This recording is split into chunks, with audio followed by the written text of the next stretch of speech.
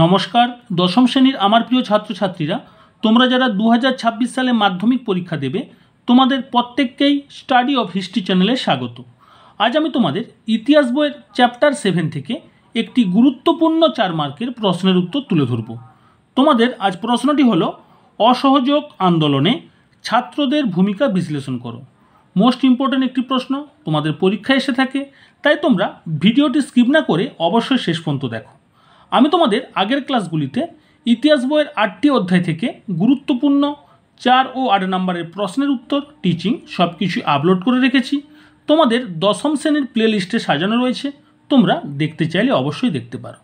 তাহলে আজকে ভিডিও শুরু করছি। ভিডিও শুরু করার পূর্বে তোমরা যারা আজ আমার চ্যানেলে নতুন, তারা চ্যানেলটি সাবস্ক্রাইব করে পাশে থাকা বেল আইকনটি অল করে নাও। তাহলে তোমরা প্রথমে প্রশ্নের উত্তরটি ভালো করে বুঝে খাতায় লিখে ফেলো। তোমরা প্রথমে সূচনা বা ভূমিকা লিখে পয়েন্ট করবে। মহাত্মা গান্ধীর নেতৃত্বে 1920 খ্রিস্টাব্দে অহিংস অসহযোগ আন্দোলন শুরু হলে ভারতের ছাত্র সমাজও এই আন্দোলনে যোগদান করে। ছাত্ররা সরকারি স্কুল কলেজ ছেড়ে বেরিয়ে এসে গুরুত্বপূর্ণ ভূমিকা পালন করে। তোমরা প্রথমে এভাবে সূচনা বা ভূমিকাটি লিখবে। এরপর তোমরা পয়েন্ট করবে অসহযোগ আন্দোলনে ছাত্রদের ভূমিকা, অর্থাৎ তোমাকে যেটি প্রশ্নে চাওয়া হয়েছে ওইটিকে তুমি পয়েন্ট করে হেডিং করবে। অসহযোগ আন্দোলনে ছাত্ররা স্বতঃস্ফূর্ত ও সক্রিয় ভূমিকা পালন করেছিল, যা নিম্নে আলোচনা করা হলো। এরপর তোমরা একটা প্যারা করবে। অসহযোগ আন্দোলন পর্বে ছাত্ররা বিলাতি দ্রব্য বর্জন, তাতে অগ্নিসংযোগ এবং বিদেশি পণ্যের দোকানের সামনে পিকেটিং করতে থাকে। এরপরে তোমরা নেক্সট পয়েন্ট করবে আন্দোলনের বিস্তার। ভারতের বিভিন্ন অঞ্চলের ছাত্ররা স্বতঃস্ফূর্তভাবে অসহযোগ আন্দোলনে অংশগ্রহণ করে। বাংলা, পাঞ্জাব, বোম্বাই, উত্তরপ্রদেশ, বিহার, উড়িষ্যা, পাঞ্জাব, তোমাদের দুবার পাঞ্জাব লেখা হয়ে গেছে, তোমরা একটি পাঞ্জাব কেটে নেবে, আসাম প্রভৃতি স্থানে আন্দোলন ছড়িয়ে পড়ে। ছাত্ররা ক্লাস বয়কট আন্দোলন শুরু করে।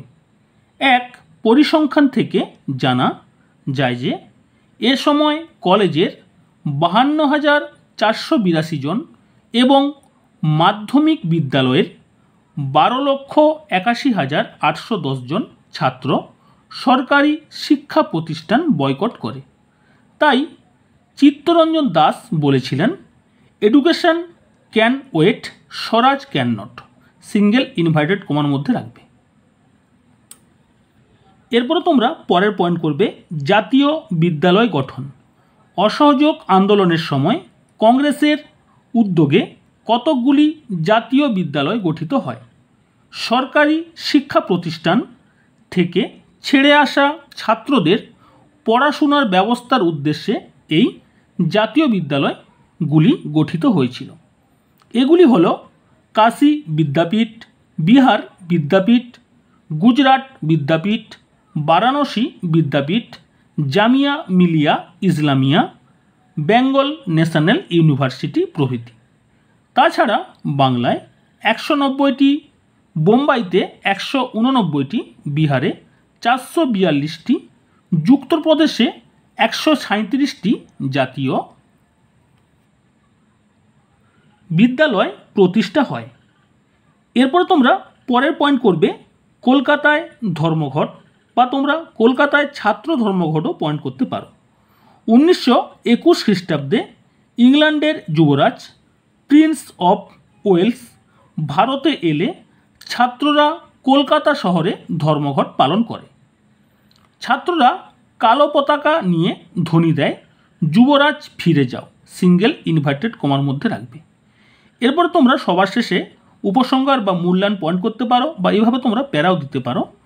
পরিশেষে কথা বলা যায় যে অসহযোগ আন্দোলনে ছাত্রদের যোগদানের ফলে আন্দোলনের গতি বহুগুণ বেড়ে যায় এবং এই আন্দোলন গণচরিত্র লাভ করে।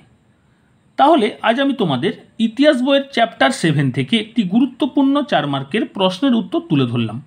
তোমাদের যদি আজকের এই প্রশ্নের উত্তরটি বা ভিডিওটি ভালো লেগে থাকে অবশ্যই লাইক করো, বন্ধুদের মধ্যে শেয়ার করো এবং কমেন্টে জানাও তোমাদের এই প্রশ্নের উত্তরটি কেমন লাগলো।